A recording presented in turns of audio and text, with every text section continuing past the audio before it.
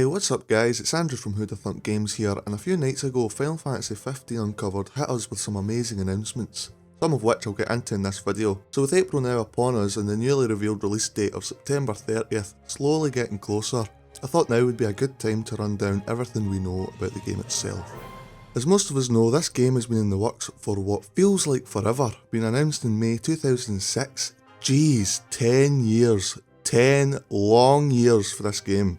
Announced as Final Fantasy Versus 13 for the PS3, it was rebranded in June of 2013 to become the 15th main installment in the Final Fantasy franchise and to be on the next generation of consoles.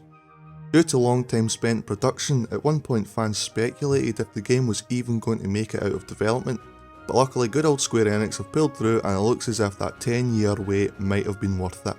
So far we know that we play as Noctis Lucius Caelum, son of King Regis and heir to the nation of Lucius. The world is divided into several nations: Lucius, Nilfheim, Tenbrae, Solheim and Accordo. At one point each nation except Nilfheim held its own crystal. Of course there's crystals in it, it's Final Fantasy. However, over the years each nation has lost their crystal due to war, except from your nation, Lucius. Possessing the last crystal means the nation of Lucius has built their civilization around the use of magic, whilst the other nations have had to rely on advancing their technology. By the start of the game, the entire world bar Lucius has fallen under the control of Nilfheim. We start off as a peace treaty between Lucius and Nilfheim is in the works, and in return, Noctis has to marry a girl by the name of Luna Freya of the nation of Tenbrae to seal the deal. However, as he and his friends leave on the day the treaty has to be signed, Nilfheim invades Lucius and takes its crystal. Now you, as Noctis, must journey to take back your crystal and #reclaim your throne, etc, etc. The game starts. So I mentioned leaving Lucius with some friends, so let's take a closer look at who they are. First up we have Gladiolus Amicia. Forgive me for my pronunciation of some of these names, I didn't take Latin at school. Gladiolus is like a brother to Noctis and is heir to a noble family that has been safeguarding the royal family for generations. So he's basically a bodyguard from a long line of bodyguards. However, it's much more than that. Like I said, the two are like brothers. Next we have Ignis Stupio Cynthia. These names, man. Ignis is a childhood friend of Noctis and acts sort of like his advisor. He's the brains of the outfit, and like Gladiolus is born from a high up noble family. The last member of the group is Prompto Argentum, the sort of goofball of the group, weird and quirky. Prompto is from a lower social class than the other three, but still considered a close friend by Noctis. These four characters make up your main party.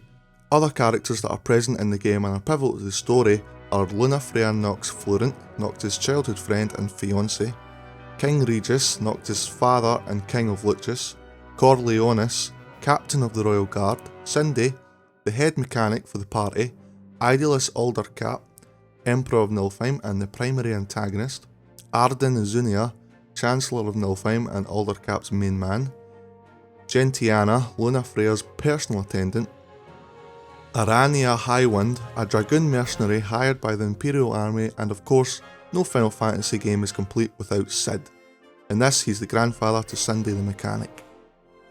Just announced as well, there will be an anime called Brotherhood Final Fantasy 15, which is about the friendship between Noctis, Gladiolus, Ignis and Prompto, and takes place before the events of the game. In addition to the anime, there will also be a feature-length CGI film called King's Glaive, which is set during the events of the game but focuses on King Regis and Lucius during the invasion from Nilfheim. Also, King's Glaive is quite an impressive cast. Sean Bean will be portraying King Regis, Lena Headey of Game of Thrones fame is voicing Luna Freya, and Aaron Paul from Breaking Bad is voicing the protagonist of the film, a character known as Nyx. It's not apparent if their voice work will carry over to the games themselves. You would think with a voice as unique as Sean Bean's, then he would also voice King Regis for the game. However, in the game's trailer you can hear King Regis speaking and it seems to be voiced by a different actor. So let's dive into the world a little deeper. I mentioned Lucius wielding magic, so let's talk about how magic works in the world. Noctis is able to wield magic either due to his royal lineage or thanks to a royal ring he inherits. It gives him the ability to summon weapons to his disposal and summon eidolons, called archaeons in this world and are said to be physical manifestations of the power of the stars, whatever that means. Another kind of magic Noctis wields is called the Light. Due to an event in his past, possibly a near-death experience, he can foresee a person's death. Noctis must be a barrel of laughs. There are also people in the world known as oracles. Luna Freya is an oracle and she can speak directly to the gods. The last example of magic I can find is from the crystal itself. Like I said, Lucius has integrated magic from this crystal into their society. There's also a magic barrier up around Lucius, so they've basically shut themselves off from the outside world. Now that's all fine and dandy, let's move on to gameplay mechanics. This game steps away from the battle system that we've known to love. Instead, it introduces a new system called the Active Cross Battle System, or the AXB system. The easiest way to describe it is like Kingdom Hearts. Battles happen in real time, and instead of picking your actions from a menu, different buttons are assigned to different actions. I won't lie, when I first saw this I wasn't happy. I like the ATB system or the turn-based systems from the older games.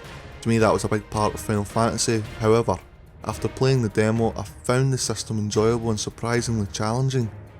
It's definitely a refreshing and nice change once you get over the fact that they've made a change. Battles also now take place seamlessly in the environments you encounter your enemies, similar to Final Fantasy XII. The world is large connected landmasses, with the only loading screens being when you enter a town or a city. You can travel by foot, car, or of course a chocobo. The world also has a day and night cycle with different monsters and enemies spawning at different times of day. Another interesting mechanic is the level up system. In the demo episode Dusque, you can wander and fight some random encounters and gain experience. However, the experience you earn isn't actually applied to your character right away. Instead, you need to get to a spot where you can set up camp and rest your party. Once you do that, all the XP you've accumulated will be applied to the party and you can then level everyone up. Also in these camps you can cook using either ingredients bought in towns or loot you've gained from enemies. These cooked meals can then give your parties buffs to give them an advantage for the next day. Magic can also be used in battles by Noctis once unlocked. There are some very nice mechanics when using magic, like field effects. Casting a spell like Blizzara will affect your surroundings, like ice forming on the ground, and could be used to damage enemies further. Environment needs to be taken into consideration when casting spells though, like casting fire while it's raining means the flames will be extinguished faster. Another interesting thing when in battle is having to make use of your surroundings, including what's above and below you, meaning battles can take place almost vertically, forcing you to rethink your strategy. Once you lose your HP, you enter danger status. In danger status you can't attack or use magic, you have to wait for your health to replenish. If attacked while in danger status, it decreases your max HP, and if that reaches 0 then you're knocked out. You'll get the dreaded game over screen if Noctis is knocked out.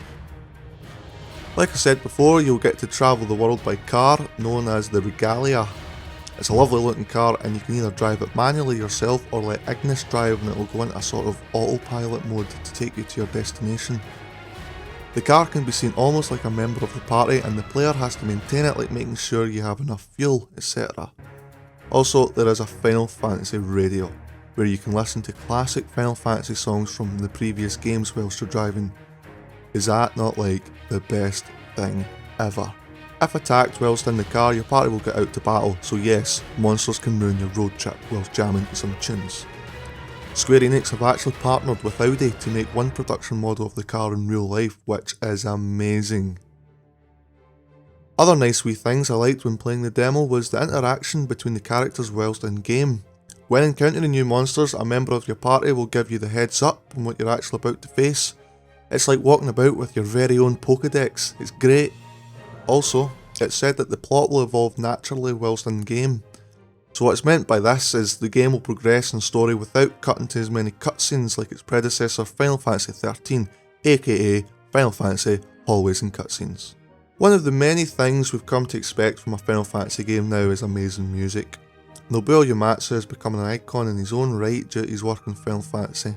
Unfortunately, he won't be composing for 15. Instead, that task has been given to Yoko Shimomura, and I believe if there's anyone in the world that can come close to Nobuo, it's Shimomura. Her work on the Kingdom Hearts series is of masterclass, and at times rivals that of Nobuo Uematsu. The main theme for Final Fantasy XV is titled Somnus, which is the name of the Roman god of sleep, which is interesting. Like I said earlier, the character's name are obviously Latin phrases. Noctis' full name in English is either Sky of the Night's Light or Sky of the Light's Night. Also, Noctis on its own means night, and the first English word I think of when hearing it is nocturnal, an animal that doesn't sleep at night, linking back to sleep and Somnus. I mean, the artwork for Final Fantasy XV clearly shows a boy sleeping. What are you dreaming of? Also, interestingly, Somnus in Greek mythology is known as Hypnos, and Hypnos' mother is Nyx, the goddess of the night, the same name as Aaron Paul's character in the upcoming movie. Coincidence? I think not. It'll be interesting to see how these themes take place through the course of the games. But I digress. That's possibly another video for another time. Last but not least, the game will be released for PS4 and Xbox One, and there's a deluxe edition which comes with the steel box case, a copy of Kingsglaive on Blu-ray and some DLC. There was an Ultimate Collector's Edition, however, they only made 30,000 copies and they sold out in 30 minutes. Included was everything in the deluxe: an exclusive case, a Noctis figure, an art book, a copy of the soundtrack and extra DLC. I'm gutted I never managed to get it. So guys, I've tried to run down as many things as possible that we know about the game itself. The only thing we can do now is wait for the game. 10 years, so what's another 5 months? At least we have the anime to keep us going now. Final Fantasy is much more than a game to many people. They are works of art. To me, they embody everything a game should be, and in doing so they become something much greater. They are the perfect blend of art, storytelling, music, challenge and fun, all in one. So with that being said, Final Fantasy, it's time to reclaim your throne. Thanks for watching everyone. I hope you enjoyed this video as much as I enjoyed making it, and I just want to give you a little information on who we are. I am one half of Who'da Thunk Games. We are new, but hopefully we'll be here to stay. Final Fantasy is one of our most beloved games, and in fact one of our goals on this channel is to do a let's play of as many Final Fantasy games as we can, and create a little Final Fantasy community here. We're hoping to start a Final Fantasy X Let's Play soon, so if you like the sound of that, then why not subscribe? It's free and we'd really appreciate it.